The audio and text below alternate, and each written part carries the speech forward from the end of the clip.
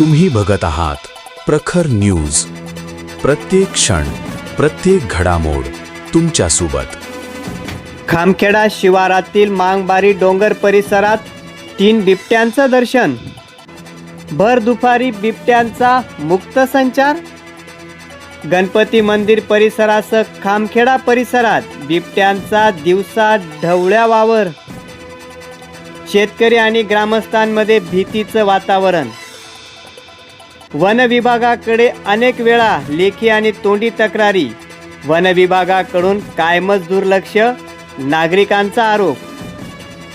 बिबट्याला तातडीनं जेरबंद करण्याची ग्रामस्थांची मागणी. वन विभागानं आता तरी पिंजरे लावावेत आणि गस्त वाढवावी.